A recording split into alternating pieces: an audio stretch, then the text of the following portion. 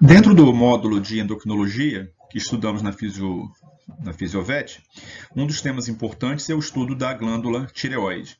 Nessa primeira parte, vamos falar um pouquinho a respeito dos aspectos morfológicos, sempre lembrando que estamos fazendo uma introdução a esse tema, já que a parte de fisiologia propriamente dita é a que nos interessa. Sob o ponto de vista, então, da embriologia, a tireoide é a primeira glândula endócrina a surgir no embrião. Em cerca de 24 dias de gestação, ela já se encontra presente e praticamente formada. Ela vai surgir de um brotamento endodérmico no assoalho da faringe do embrião e chamado de divertículo tireoideo. Durante o desenvolvimento, há um alongamento, e há um crescimento, então, do embrião e ocorre, então, uma descida. Por conta disso, a localização da tireoide sempre vai estar próximo da faringe e sempre próximo aos primeiros anéis da traqueia do animal. O desenvolvimento embrionário é que acaba dando a orientação para a futura localização da glândula.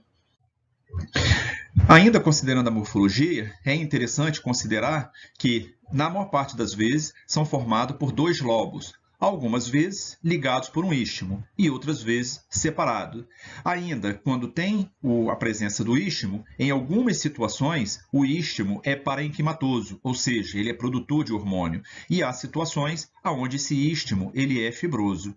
O istmo parenquimatoso ele ocorre nos humanos, onde a gente observa uma região do istmo bastante alargada, e é a única espécie onde isso acontece. No suíno, talvez seja semelhante, porque é um lobo piramídico, central, então ele tem a forma de um escudo, então essa região do istmo, na verdade, não se torna mais um istmo, acaba sendo uma estrutura piramidal. No caso dos bovinos, a gente observa que há a manutenção de um pequeno istmo estreito, mas de tecido glandular. O istmo fibroso ele vai ocorrer no cavalo, no cão e também no gato. E no cão e no gato, a tendência desse istmo é desaparecer logo após o nascimento. Então, esse istmo fibroso ele é não produtor de hormônio, o que se diz não hormonogênico. No caso das aves, os dois lobos estão completamente separados, mas sempre ao lado da traqueia e próximo à região da clavícula. É que se observa, então, uma glândula tireoide e a outra contralateral, nenhum istmo ligando uma glândula com a outra, são completamente separados.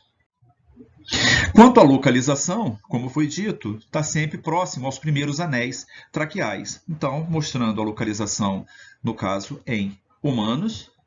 No caso dos cães, como dito, a tendência é que haja o desaparecimento do istmo logo após o nascimento. Então, no animal adulto, são dois lobos já completamente separados. No caso dos gatos, vamos observar a mesma situação e a localização também próxima aos primeiros anéis traqueais, o que vamos observar também no bovino. Já nos suínos, nós vamos encontrar uma glândula diferente, então uma glândula única, com aquele bloco piramidal central no lugar de um istmo, e talvez até por conta do pescoço do suíno ser muito curto, nós sempre vamos encontrar a tireoide bem próximo à entrada do tórax. Quanto à histologia, a histologia da tireoide é uma histologia bastante típica, bastante característica e de fácil reconhecimento. Ela é caracterizada pela presença de vários folículos tiroidianos com um material coloidal interno. Esses folículos tiroidianos são, então, formados por círculos de células foliculares de tamanho variado e, como dito, repleto de colóide. Além desse material coloidal, além dessas células que circundam as células foliculares, nós vamos encontrar também as células parafoliculares. Então, eu tenho células foliculares, também chamadas de células principais, serão justamente aquelas que produzem os hormônios triiodotironina e tetraiodotironina, chamados de T3 e T4, e a T4 também chamado tiroxina. O colóide é observado dentro e algumas células estão fora paralelas a essas células foliculares, nesse intervalo, então. Como são células que estão paralelas ao folículo, elas são chamadas de células parafoliculares, também chamadas de célula C e são células produtoras de calcitonina, um hormônio hipocalcemiante, talvez uma das únicas substâncias no organismo que tem essa capacidade de atuar pela via endócrina e levando à diminuição da concentração de cálcio na circulação. Então, ela é hipocalcemiante. Nós vamos estudar isso, uma outra parte desse tema dentro da endocrinologia, que é o controle do cálcio e do fosfato. Quando se observa na histologia células pouco ativas, eu vou encontrar os reservatórios distendidos de coloide e as células achatadas, sinal que essa glândula não está em franca produção.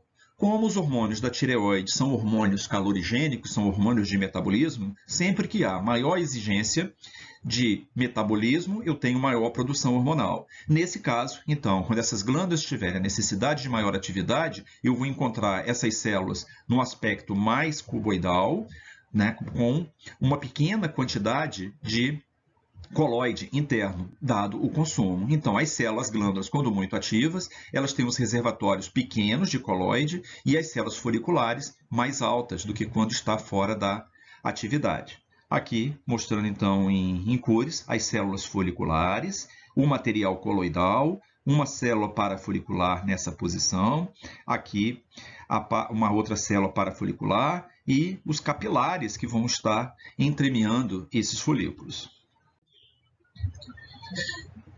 Essa é só, como dito, assim, uma introdução falando dos aspectos morfológicos, o que inclui um pouquinho da embriologia, um pouquinho da anatomia e um pouquinho da histologia.